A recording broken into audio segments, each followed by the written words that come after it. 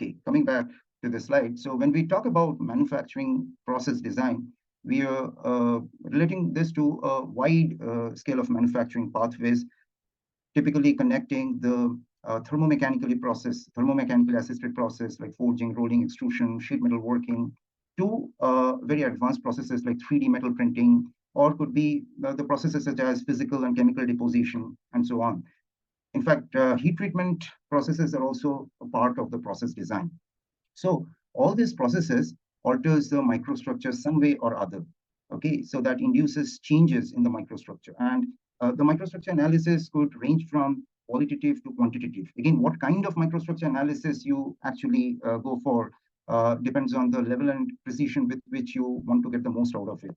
So typically when we want to look into, so these are some interesting microstructural findings that are of interest to academic research as well as industry. And when you are talking about looking into structure, the subatomistic level, such as looking into the dislocation entanglement or the dislocation interaction in cold work specimen, we go for transmission electron microscope.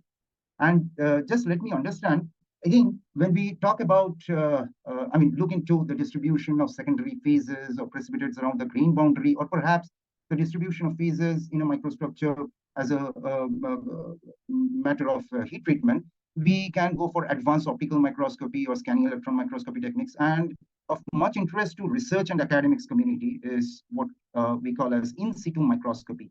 So there are ways to capture images or microstructure development that takes place during a simulated process. So what we typically do here is we have an inbuilt stage inside a scanning electron microscope, or it could be in a transmission electron microscope. So this stage could be a heating stage or a deformation stage or a combination of both. And then we try to simulate a process inside the microscope and get to understand the microstructure development that takes place in that simulated process in that time frame. And there is a video camera which constantly monitors the process and captures frame by frame. And finally, what you get as the output is a large video file.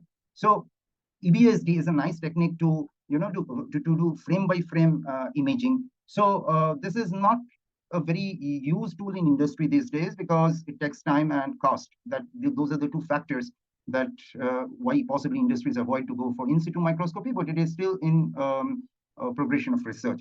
And again, of much interest to industrial community is looking into a failure behavior of material. Typically, when you talk about failure, we want to look into the type of fracture that happens during in-use application, and that can be simulated.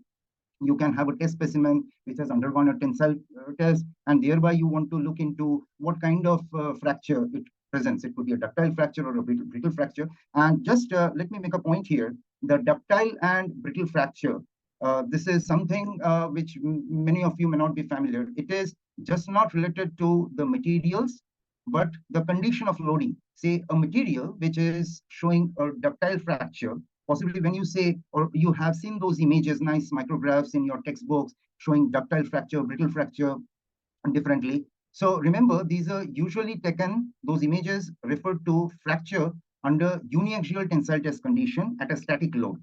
Okay, but a same material which is showing a ductile fracture can have a completely different nature of fracture. It could be a brittle fracture when it is under fatigue load. So it also depends on the condition of the loading. So just again, let me admit few more people. And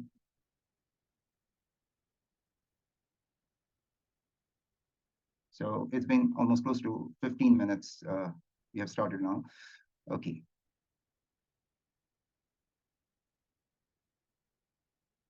And I'm not going to admit some of your friends who are trying to join by now, because I'll get kind of interrupted in between, right? So it's good that I can send the video recording later. So again, people working in the casting industries, for instance, they can look into the crystallization pattern of the melt.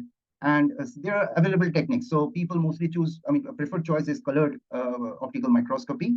So these all are techniques which refer to qualitative kind of microscopy or microstructure analysis. And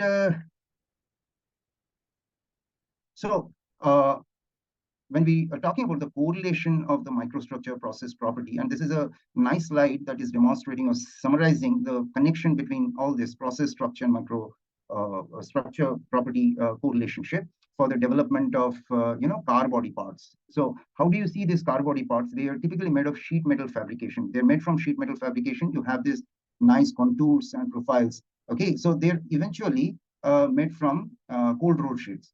So typically car body parts are made through hot rolling and then cold rolling to achieve a desired thickness reduction. Now, cold rolling leads to grain refinement or texturing, what you call as an anisotropy in the microstructure.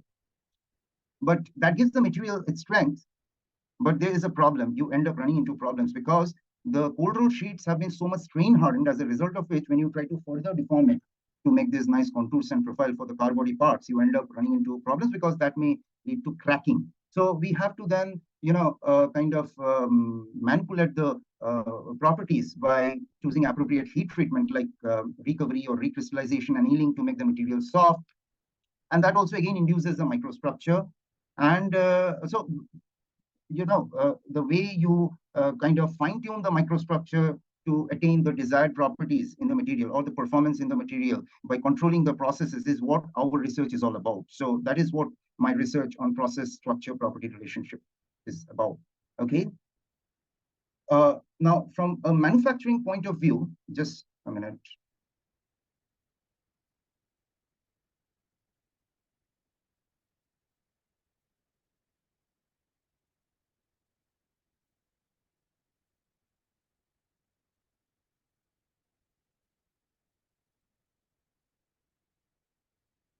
So from a manufacturing point of view, why do you think we researchers and engineers really care about microstructure process property relationship? So this is actually about making products within certain specification. So when you want to make products within certain specification that can serve as a criteria for rejection or acceptance, okay, that is what quality control is all about. And quality control is basically testing the units and determining if these units conform to the required size or specification. Again, the specifications need not only relate to dimensional specifications. What I see, most people understand quality control from the point of dimensional control, but it is not just dimensional control. Even microstructure process property or microstructure properties can be used as the standards or specifications. To give you an example, for example, the microstructure parameters such as grain size or the volume fraction of the precipitates or secondary phases, or could be porosity density, defect densities, these can also be used as specifications by the customer. Very seldom customers really come up with these specifications, but since we are working on R&D, we have very crazy expectations from the customer. Just not the size and dimensions of the component, but the customer specify even the minute of the minute microstructure details to be within plus minus 3 sigma. So we are all talking about normal distribution and making our quality within that plus minus 3 sigma. Okay, so we have to be very careful because microstructure is something not in your hands. It is dimension is something which you can control. You have direct hands over the dimension, but that is not so with the microstructure or even the properties. These are inherent to the materials. So it is also challenging to keep those parameters as dimensional or those parameters as specification standards. Okay, so again, I'm telling you, just stop me if you find any problem. If I'm going too fast, you can just text me over the message. Okay. So I realized that my research in structure process property should ultimately be related to improving the quality of the out products. And I realized the link between statistical process control or statistical quality control and my research. And that was when I started, digging into statistical process control, this subject more deeply. Now, the idea of quality control is that by, by stabilizing the production process, you can actually control the properties or control the dimensions to a lot of extent. And with the advent of artificial intelligence or machine learning, the statistical process control capabilities have also increased a lot. So this has benefited the industry from earning revenues or have also increased the customer satisfaction. And that was when I started rethinking how to integrate AI, ML, data science, you call it, and of course, statistical process control or quality control. And that was when my journey in AI, ML all started. It was nearly 3-4 years back. I started having a grip on this subject. So I don't believe